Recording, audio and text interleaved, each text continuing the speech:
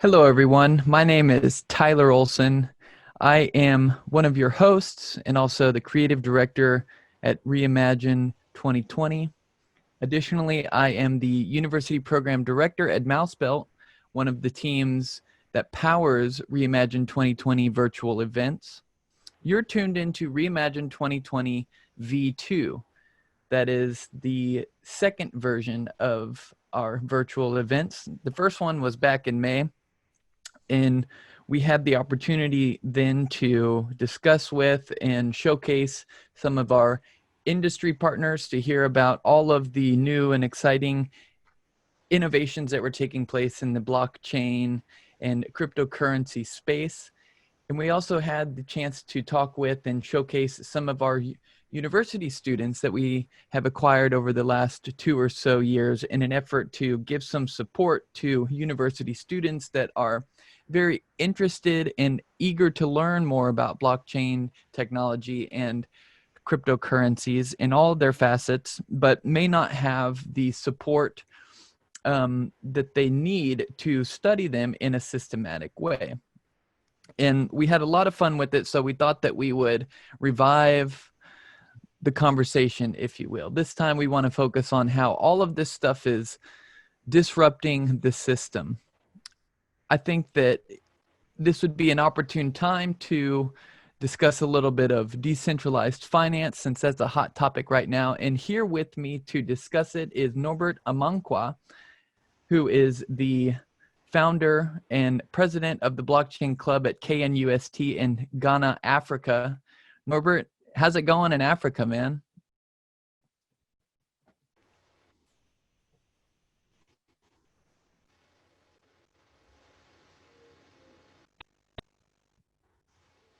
And my name is Norbert Amankwaa, the president and founder of KNUST Blockchain Hub here in Ghana, KNUST. Last Reimagine 2020 V1, I was glad to talk about the state of blockchain in Africa, where the African youth are taking blockchain to the next level. And this the second version of Reimagine 2022, I'm very glad to talk about decentralized finance, how it is disrupting the banking systems, the banking products. And I'm glad to be here. Thank you, Tyler, for all that you've been doing for us. Thank you.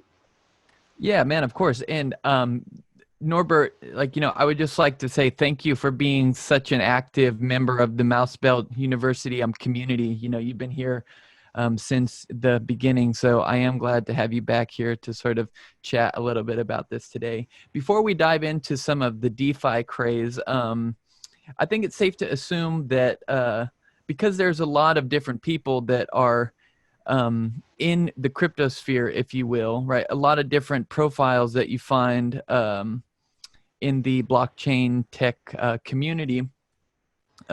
Maybe it's worth hearing a little bit about your background. How did you come into cryptocurrencies, blockchain technology? How did you hear about it initially? What is it that interests you about it? How did you get to where you are today? Sure. Okay, so taking it back to 2016 and 2017, when I was in high school, yes. Comparing Africa and my region to the West world, we are mostly late in terms of technology and advancement. And when I went to first year in college, I was looking for ways to make transactions easy and fast. And a friend of mine told me about cryptocurrencies. I got interested, learned a lot about it, and later found that it's actually the future of finance systems for the whole world because it is borderless. You don't have to go through a lot of things, lots of schemes just to transfer funds from one region to the other. And so I got interested and I started making transactions with cryptocurrencies. I started mining Bitcoins at that time of 2017. I started also talking to people about it, and because a lot of people didn't know.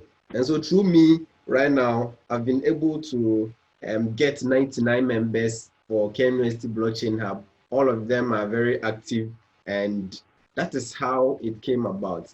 I I saw that there is a need to help the youth, my colleagues, my friends that didn't know about blockchain technology. And with that, we formed a club back in 2019, and we didn't have much support, and so it was just not well structured. But with time, we had support from a company here in Ghana, got it well structured, and the company couldn't support us anymore. And so most of our activities were jeopardized. And later on, we joined Blockchain Alliance from MouseBelt, and they've been supporting and helping us with educational products like taking courses on their website. And although I'm not having the blockchain engineering background, but yes, I have some knowledge from MouseBelt. They've been helping us with all the courses. I've taken most of the courses on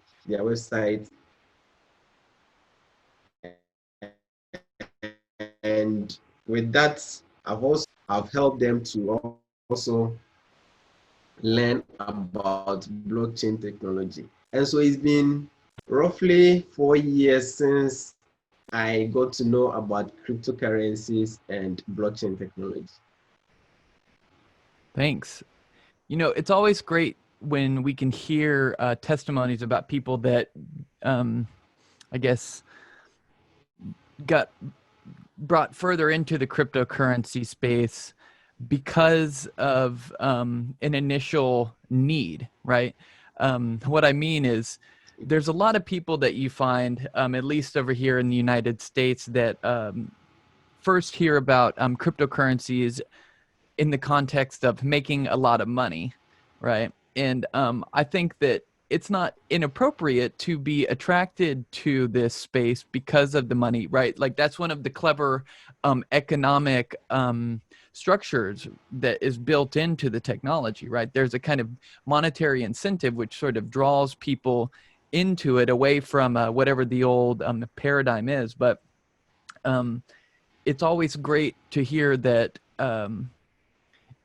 there's actual use cases out there that was people's initial introduction to this stuff, because it isn't at the end of the day just all about making money, right? It's about Yes, sort yes, of carving out a space, or sort of rebuilding a financial and an economic, and it could even go all the way out to a political infrastructure that has the potential to sort of change things which may be outdated and growing obsolete, right? So that's why I think it's such an opportune time for us yeah, to talk about how this technology is extremely disruptive, not in a negative way, but in a positive way. So, okay, your first introduction to this stuff was actually utilizing it for cross-border payments, maybe quicker electronic payments than whatever the alternative you had access to at the time was, which now leads me to how things are further disrupting the financial system, right? We have this thing now called decentralized finance. What do you sort of, maybe we can take this in steps. First off, what are some of your thoughts about centralized finance, right? What is that? And why I think that that's an important question is because it will help us frame a discussion or an understanding about what decentralized finance is. What do you think defines centralized versus decentralized finance? okay, so the main differences between decentralized finance systems and decentralized finance systems is that the centralized, as the name suggests, have a central government that governs the activities of the banking systems. But with the decentralized finance systems, there is no central governance, and we, the users, are the government. It means the users take decisions on every move of the decentralized finance. So that is the main differences between central finance system and the decentralized finance systems. And so, So what are some of the properties of decentralized finance that you may be making use of right now? Are there any projects that you're sort of looking at, maybe that you're using? And if so, could you tell us a little bit about what's going on there? How does it work? Oh yes. So the definition of decentralized finance system, most of us know it as DeFi or the open finance system. It's a movement that uses the decentralized networks to transform the old financial products by the central government into transparent, trustless protocols that uses that runs without no intermediaries. And so let's imagine a global or open alternative to every financial service that we know in our daily lives provided by the central government, from savings to loans to trading, insurance, and many more. These products have been made accessible to almost everybody globally with access to smartphones and internet connections. So the beauty of decentralized finance systems is that DeFi, at its core, operations is not centralized. It means we, the users, are the ones that govern the transactions, that take note of everything, and it is transparent, trustless, no intermediaries, immutable. Yes. And so if we want to take some of the characteristics of the decentralized finance system that is helping or disrupting the centralized finance systems, we can talk about it's permissionless to create or permissionless. You don't need anybody's permission to participate. Anyone can create a decentralized finance protocol and use them. Unlike the finance today, there are no gatekeepers or accounts with lengthy forms if you want to go for loans or insurance schemes. You go in for lengthy forms and contracts and others. But these products have been made available on the blockchain space with the use of smart contracts, as we already know. And also, another point of the decentralized finance system that makes me personally, I like it, is user flexibility in terms of experience. And it's easy to use. Just take a smartphone, a laptop, and you are able to make a lot of transactions. You don't need anybody's permission. You don't need border and other things that can serve as a boundary to your transactions. And also, it's interoperability, meaning the decentralized finance systems can operate interchangeably. You can do this here, you can do this, that. And so these are the core benefits that I found very important in decentralized finance systems.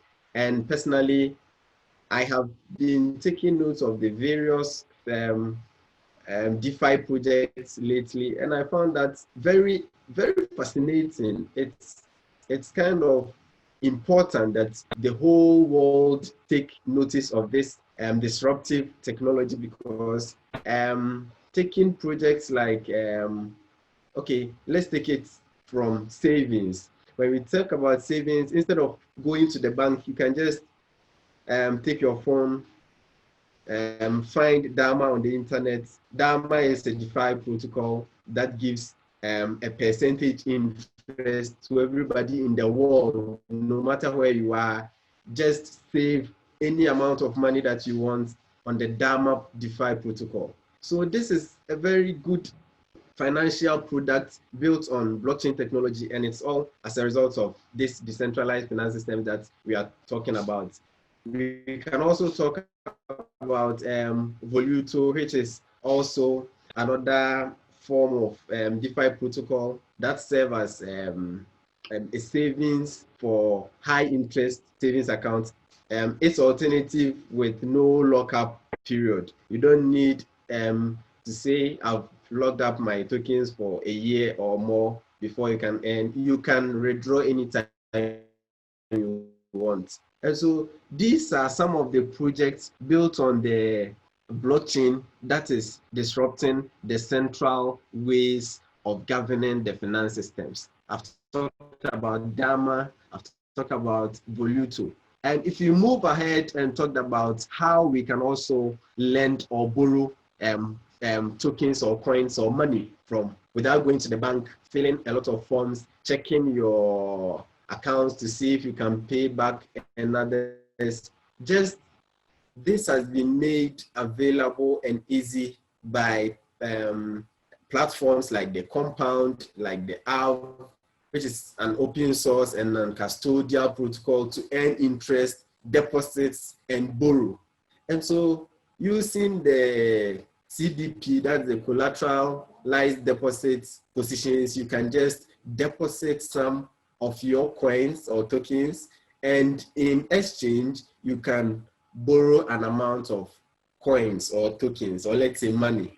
And so that is also one fascinating aspect of DeFi. You can borrow money without going stressfully to the bank or loan services. I don't know about the West, but here in my region, it's very stressful looking for loans. And we find it very good that DeFi has made it possible with projects like the Aave, like the Compound, you can borrow money with easy ways. Yes. And so we also have the projects like the PiDAO, which is a decentralized organization dedicated to bringing market accessibility and economic empowerment through the Pi protocol. This is also very good because it's helping us, giving us easy access to the market. You don't need don't need to go through a lot of things before getting access to the market. Like the Aragon protocol is allowing us to create a global bureaucracy-free companies. Wherever you are, you can just freely organize and collaborate without borders and intermediaries. All these properties and projects built on the blockchain technology by DeFi, it's disrupting the centralized protocol system, centralized finance systems. And lately we've been seeing the Chainlink having a lot of momentum in terms of gains in its monetary value. And I've seen that Chainlink is a decentralized oracle that can provide external data to smart contracts. And because of its usefulness, a lot of people have taken notice, and we can see its manifestation in its value. And so all that we can see about DeFi is what we already know in the centralized finance systems. But here, we see it more transparent, more easy to use, and more user-friendly, very accessible. And it's good globally because it's also borderless. It don't need, with the exception of various countries' finance regulations, if not taken into usefulness, then I see it as a very good opportunity for people around the world to use various products built on the decentralized finance systems. Yeah, I think that that's an important thing to really highlight here is that everything that we know or are familiar with from the old so-called decentralized financial system is something that you can find in the decentralized finance systems, right? The whole point is just that it's a permissionless state, right? Makes things more accessible to people because, as you pointed out, there with the decentralized system, with decentralized networks, right, with permissionless networks, you have less gatekeepers, and naturally this is going to make things more accessible to people because you don't have people making, right, you don't have human beings in the middle of somebody who is in need of something and the sort of resources that they are in need of, making arbitrary decisions as to the person's qualification, right, as to sort of what really is the person's need, right? So if you have somebody that is looking for a loan, right, you have sort of less barriers of entry, right? Less chance of them being discriminated against on, as I was putting it just a moment ago, potentially arbitrary grounds, right? It's accessible Yes. to everybody. And, you know, once upon a time, at least in the United States, right, there was this sort of like this country was founded on a bunch of different principles, but one very important principle was the separation between church and state, right? So once upon a time, there Yes. was a sort of need to separate church and state, and it said that, you know, your sort of religious dogmas ought not have any bearing over the sort of way that legislation is written. Now, Yes. naturally things don't adhere to that principle very well, as the test of time would tell us, but like it, at least the spirit of the idea is right. And now what we're seeing is a call for the separation between state and money, right? Yes. Yes. With an increasingly globalized society that is becoming hyper connected through the internet, right? Tools like the internet, um, it's no longer necessary for us to sort of funnel all of our financial decisions through central entities, if they're the only ones that can sort of manage those processes, right? Manage and keep account of those transactions. With the blockchain, which is just a distributed database of sorts, right? You have a distributed Yes. accounting ledger. Now you can take out the middle people that were once upon a time taking account of all the transactions, right? Keeping record of who has what and who's in need of what. So with the blockchain, you sort of take the need of a middle person that is accounting for all the transactions and keeping records of everybody's assets and whatnot, by integrating programming languages to smart contracts, to blockchains. Yes. You know, have what's called smart contracts, right? You can Yeah. you can delegate a whole lot of decisions, right, to the code itself, right? You can sort of literally take human beings out of the decision making process, because in a genuinely peer-to-peer way, people can sort of sign on to agreements, which say if certain conditions are met, then these other things will follow, right? Just basic elementary logic can be handled and settled by the code itself.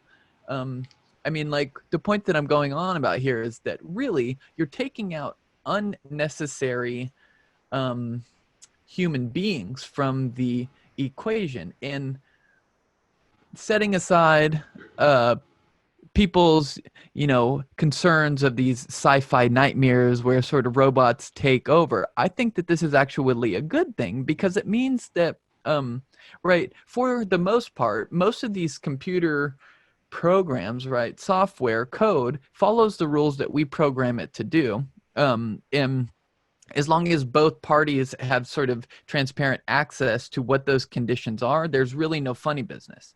But in the case where you have centralized entities sort of governing very sensitive information and processes, you have to trust those people. And I think it's safe to say that human beings haven't always demonstrated themselves to be the most trustworthy, right? I mean, like, you can get into these philosophical discussions about the nature of human beings and whether it's good or bad, or if they're greedy.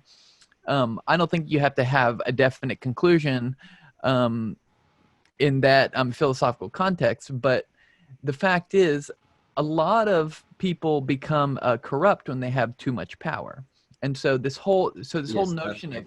of separating state from money is to say, well, now we have the technology which makes it possible to remove human beings from that equation. And because money is in finances and our financial system is so integral to a functioning economy in a globalizing world, right?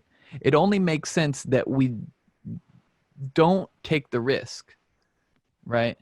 We don't take the risk of having potentially corrupted human beings handling what is arguably our most sensitive transactions between each other, right?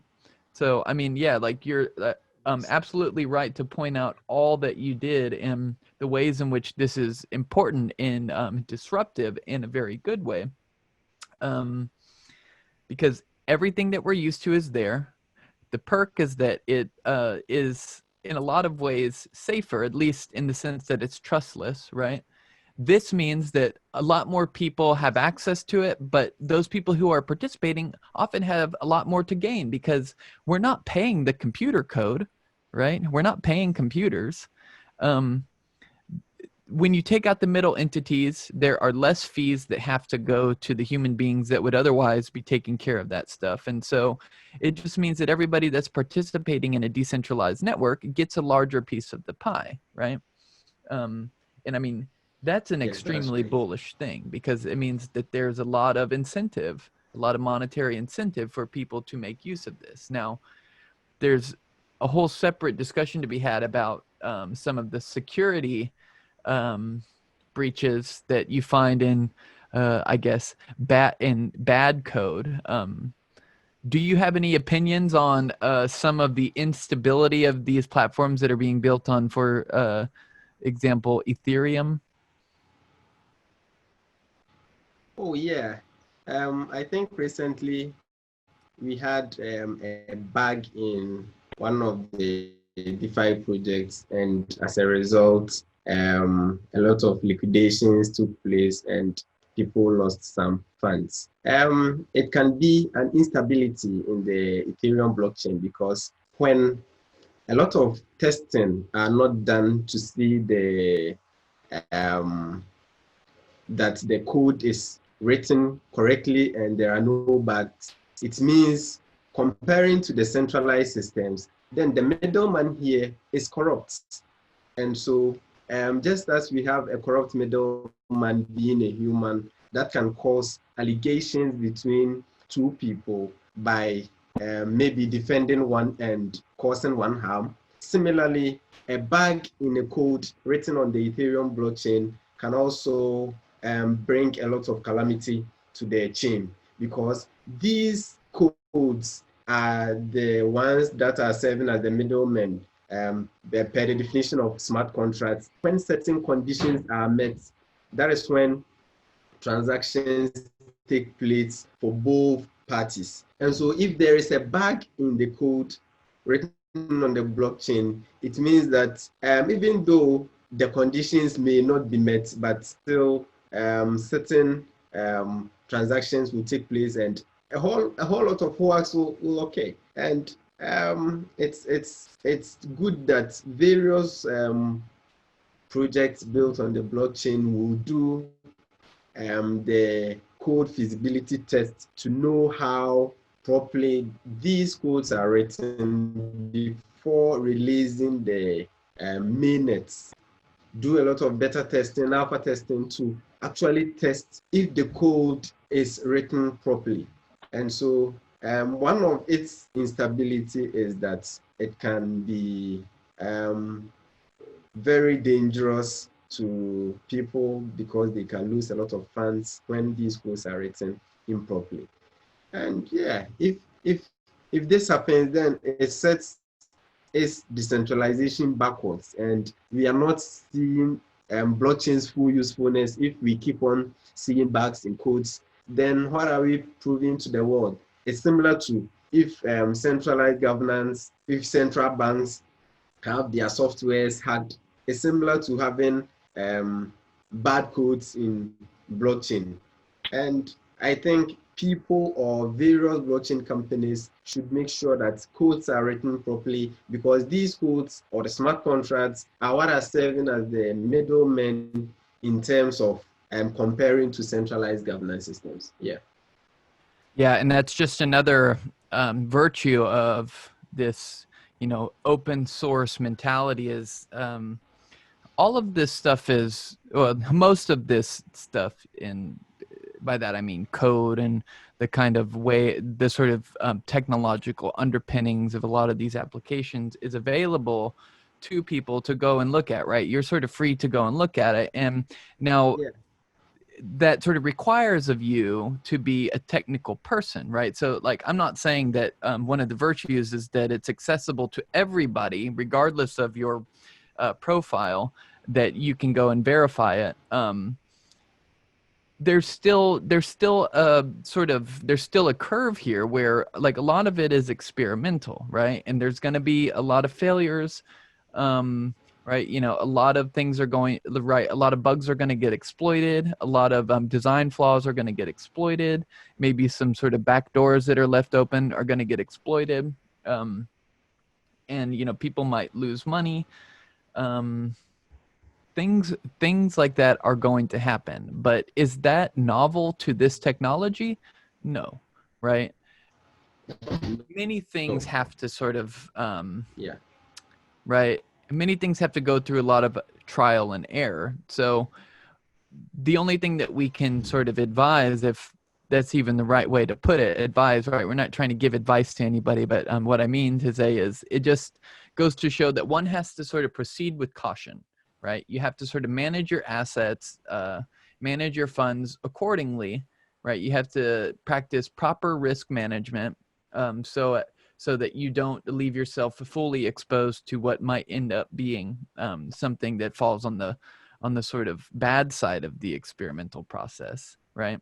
And then in Yeah, time, the that's right. hope is that, right, everybody working together in this sort of open and permissionless way, things are going to improve, right? You're going to have protocols that are built from the ground up that are way more secure because maybe we figure out, okay, functional programming languages allow for a kind of logic which is more sound than, you know, object-oriented programming languages. Not that I really know the difference, but I'm just sort of regurgitating things that I hear out there, right? To sort of make the point that as time goes on, right, things are going to get worked out. And then, so it is to say, the fact that there are some shortcomings in what we are seeing now in the development of decentralized finance, that is no point against why. That doesn't mean that we shouldn't keep pursuing it, right? Because I think it's very important. It has very profound implications for the sort of world going forward. And I, for one, am happy to be a part of it. And I'm sort of happy that people like yourself can be a part of it and sort of share it with everyone that you come in contact with in your corner of the world. Right. So on that note, you know, we're starting to run out of time here. Let's have some fun with some market speculation. It seems that we're in a pretty good market right now. You know, things seem to be turning around finally after a Yeah. sort of a kind of Yeah. brutal last 2 years. You know, almost a year ago, it was like everyone thought that it was going to keep going up, but it was like a fake out, right? We were still in this Yes. downward channel. How do you feel about the market right now? What's your sentiment? Where do you see things going? Actually, I see that my hopes are very high. I remember on my first interview with Ashley, I predicted that this year we may see BTC above 15,000, and my hopes are still high. And yesterday we noticed that Binance recorded the highest traffic of all time, which is higher than what happened when the bull run took place in 2017. And so it's good for the market.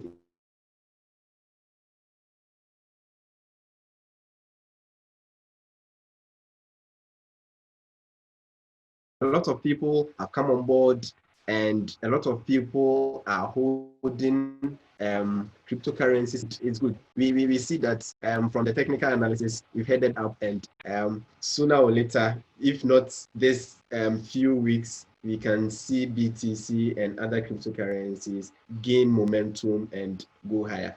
And so my hopes are very high on the momentary value of the various cryptocurrencies.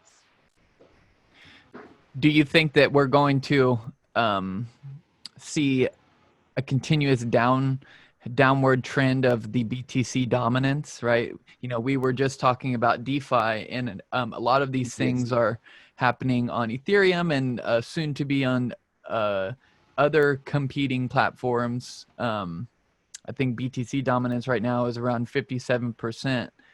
Do you think that despite the fact that it may continue to go up, do you think that that dominance is going to continue dropping because of things Yes, like DeFi? I think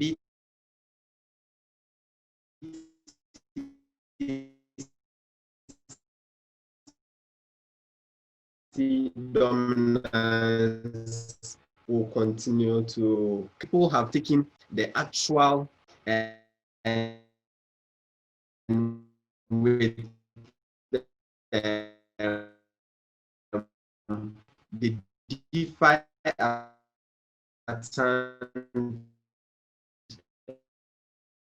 lot of projects are being built on pushing a lot of funds in there. As at $8 billion locked only in DeFi, which we can see BTC Dominance growing very small with time. And if we take Ethereum, comparing it to when its consensus algorithm was proof of work to just recently proof of stake, we can see its monetary value also growing, and BTC Dominance is growing down. And so with a lot of projects coming up and people noticing other projects or other cryptocurrencies aside Bitcoin, we all know that Bitcoin is just a peer-to-peer payment system, but these projects have real, actual products that central banks are giving, but they have been able to build on blockchain. And so people with time will push a lot of funds there, and BTC Dominance will keep going down and down and down. Yes. Yep, I tend to agree with you there. I think that the dominance will continue to go down, even if it rises in price a little bit. But as you pointed out, you know, it's sort of application possibilities is quite narrow, whereas, you know, if other things can function like money in the way that BTC does, but allow people to build their businesses on top of it, you know, all the better and all the more bullish on things like that. Norbert, I really appreciate you taking some time to hop on a call with me and chat a little bit about DeFi and kind of what's going on out there in the crypto sphere. As always, feel free to reach out to us anytime that you want.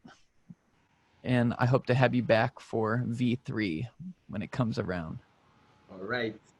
It will be my pleasure to join you in the V3. And I'm also grateful to be able to hop on this session to talk about decentralized finance. We've pointed out a lot of importance with the regards to blockchain technology and decentralized finance systems. And I hope everybody watching us, listening to us, will take note of how important this technology is and will get involved. We need a lot of people on board to show the world that this is what we need and not central governance. Thank you very much, Tyler. Amen, my friend. See you next time, Norbert. See you. Bye.